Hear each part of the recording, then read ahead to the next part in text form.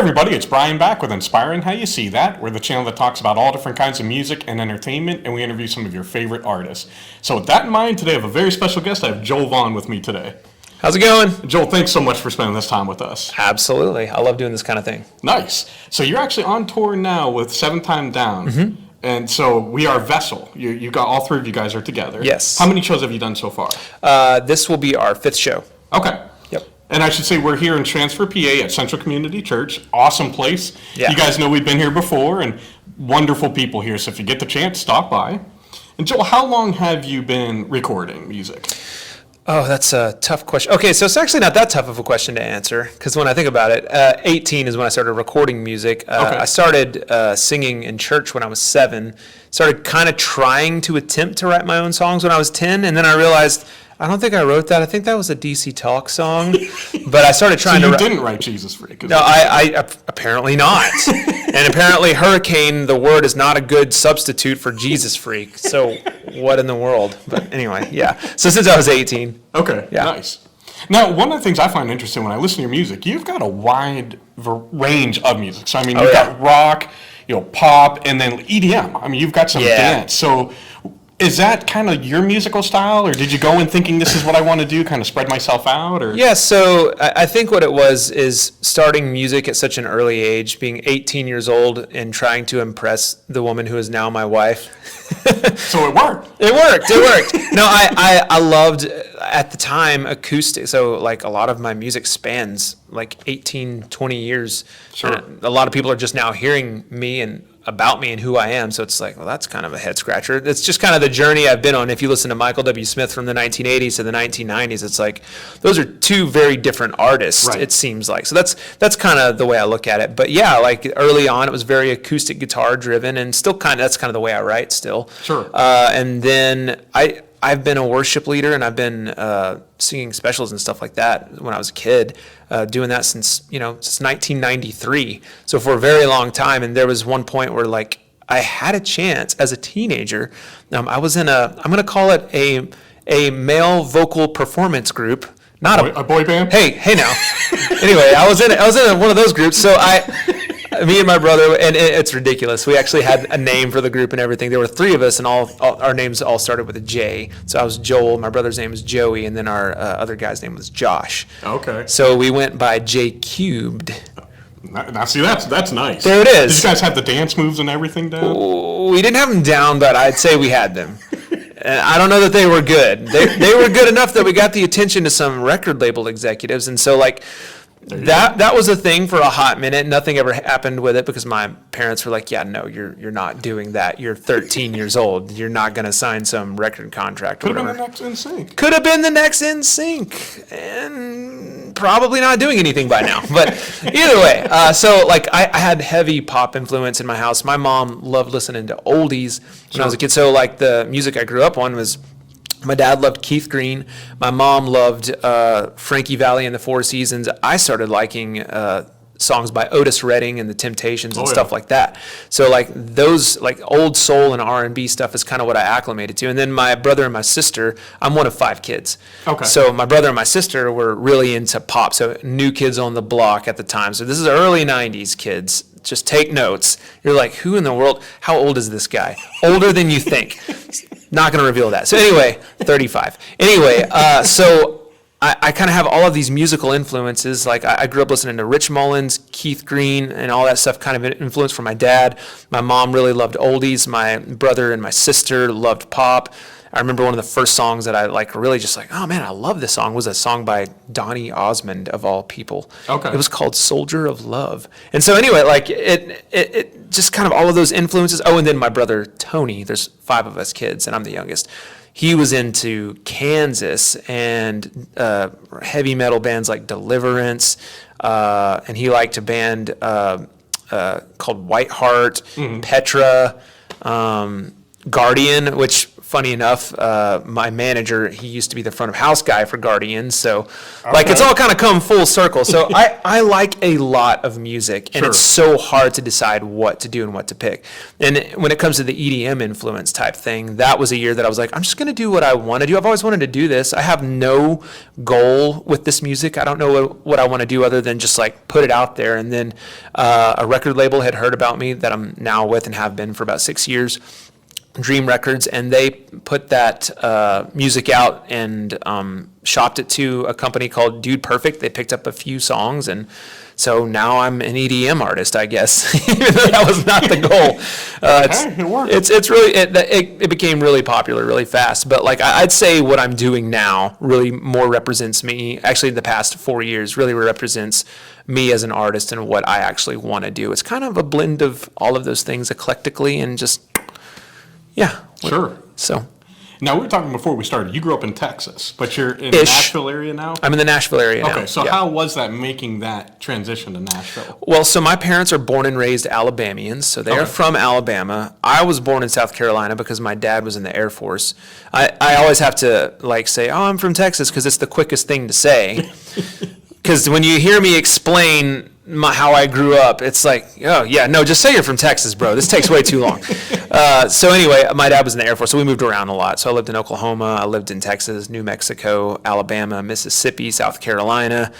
We moved around. Yeah. So when my dad finally retired, eventually we stayed put in Texas by the time I was 14 years old. That's where I met my wife. That's where my kids were born. So I was there from basically 2001-ish. So 2000 actually, but 2001 to 2016, with the exception of 1 year that I was in New Mexico. So I claim half my life was in Texas. So I claim Texas as home. I love the food there. I love the people there. Kind of love the weather, depending on where you're talking about. Unless you're talking about Amarillo, where I lived, the weather is great about 1/16 of the year. There's one perfect day, and it's magical. But most of the time, it's blowing brown dirt and 100 degrees plus. So, yeah. Awesome. Now, if you, looking back on your career up to this point, if there's one thing that you could change and redo, what would that be? To go back and really hone in what direction I would want to go musically, so that you don't look back at my catalog and go, why does he have a folk song and an EDM song? Like, what's going on with that? That honestly is one of the things that I wish I could change a little bit. I could remove some of those catalogs, but those songs are special to certain people, and I still perform a lot of them live, even though some of the music is more pop now. But I think I would have been wiser with the songs that I chose, or at least the production of the songs, not so much the songs. I would have been wiser with what I chose to put out there. But it's out there now, and it is what it is. So that's one thing. That's a very small thing. But I would also, if I could tell myself anything, I'd tell myself to be patient. Not everything happens overnight, and that God has you in a season that you're in right now for a reason. And He's not going to waste any pain that you have, and He's not going to waste anything that you go through. There's a purpose and there's a plan for everything, and just be happy that you get to be in that plan. So how has your faith in Christ shaped, whether if you want to call this your ministry, your job, however you want to frame your music? Job industry. No, I'm just kidding. So how has that framed my ministry? So I would say a lot of the music that I've written has been in direct response to things that I have faced, adversity and things that I have faced in my life. So when I write a song about something that maybe you feel like you're going through, it's because I've been through it, or been through something similar. I don't just willy-nilly, that's a Texas thing. Wow, I just can't believe I just said that. I don't willy-nilly do this. I don't just come up with ideas and think, oh man, I bet people would like this. It's really more of where my heart is at the time, and if it translates, and if people resonate with that, they resonate with it. So that's not the question you asked, but I just kind of dove into that. But I would say that my faith journey has been directly influenced by things that I've had to overcome in my life, and how God has used those moments in my life to point me to Him and back to Him when I have stepped out of line, because apparently I'm a habitual line stepper, and God's got to go, kick it back, Joel. We all Take know a that step, feel. and we need it. Yep. We need it. And Yep. so usually that's kind of the point in my life that I'm writing from. So that's kind of, I don't know if that's a good answer, but I'll take it. That was a good okay, one. cool. It's a great one. You heard it from him. That was good. And kind of in line with that, if a young Christian were to come to you and, they're starting in the industry and they're starting to get some fame, because that could be double-edged sword, obviously. Oh, absolutely. What is some advice regarding that you would say, hey, this can help keep you grounded in Christ as you get more popular? Don't take yourself too seriously. Number one, there's 150 people just like you that can do exactly what you do. God just decided to open the door for you to be able to do it, and it's kind of the luck of the draw. I mean, I don't know that I believe in luck. Right. I believe that God put you in that place in that time for a reason and for a season. That rhymed unintentionally. But don't take yourself so seriously. Like, yeah, God opened the door for you to do that, and He opened the doors for you to be able to have a ministry. But remember, and I'm saying this, I'm preaching this to myself too, because I've had to have a gut check a couple times. It ain't about you. It's about Jesus. It's about glorifying Him. It's about making Him known and making Him famous. Like, God has done some incredible things in your life, clearly, or you're probably not where you are. Keep using those stories and those things that He's given you to make more of Him and to reach people for Him. Because at the end of the day, my goal isn't to make Joel Vaughn famous. I'm actually really good at doing the opposite. Probably why I don't do a lot of interviews. Just kidding.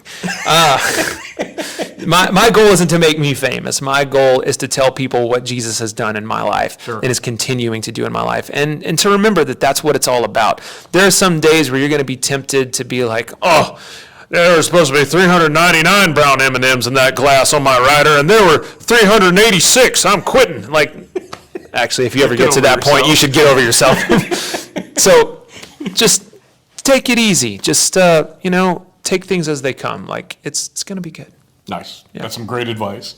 So I believe up to this point, I think you've released 7 albums and EPs. You probably know better than I do. There's a lot.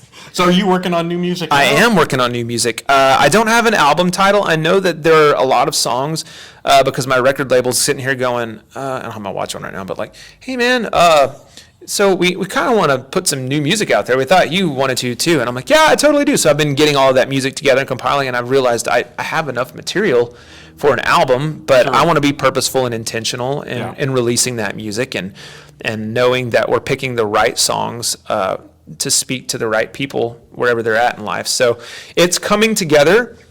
Right now we have a single that we're releasing. We don't know if it's going to go to radio or whatever. We're just going to trust God with it.